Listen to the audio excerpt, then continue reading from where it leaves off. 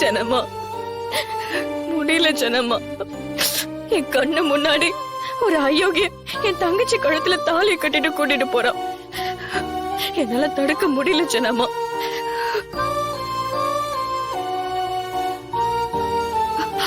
அவன் வீட்டுல இருந்து என் தங்கச்சியை மறுபடியும் கூட்டிட்டு வர முடியலையே ஜனமா. என் தங்கச்சி இப்படி எல்லாம் முடிவெடுக்கிற ஆளே இல்ல ஜனமா. அவன் எதுக்கு அவன் பேச்சுக்கு கட்டுப்படுறா? அவன் கூட தான் சேர்ந்து வாழ்வங்கிறா. எனக்கு இப்ப வரைக்கும் ஒண்ணுமே புரியல ஜனமா. இத்தனை நாள் என் கூட என்ன நம்பி இருந்ததுக்கு அவளுக்கு கிடைச்ச தண்டனையா ஜனமா இது? நானே என் தங்கச்சி வாழ்க்கைய கெடுத்துட்டேன் ஜனமா. இப்போ நான் எப்படி ஜனமா என் தங்கச்சியோட வாழ்க்கையை சரி பண்ண போறேன்? தேனு,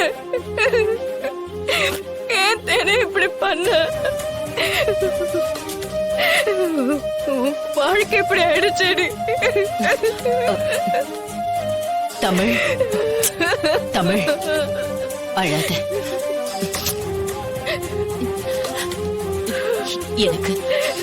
எனக்கு உனக்கு என்ன ஆறுதல் சொல்றதுன்னே புரியல தமிழ்.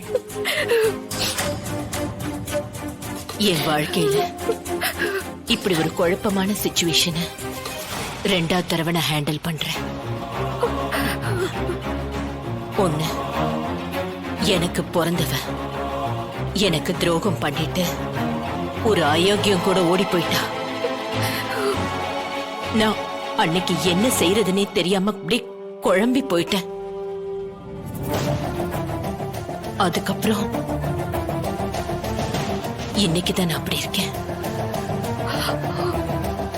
தேன்மொழி வாழ்க்கையே கேள்விக்குறியா நிக்குது தமிழ். ஆனா ஒண்ணு தமிழ், என் பொண்ணு வாழ்க்கைய அன்னைக்கு சரி பண்ண முடியல. ஆனா தேன்மொழி வாழ்க்கைய என் உசுர பணைய வச்சாவது நான் சரி பண்றேன். என்ன நம்ப, என்ன நம்ப.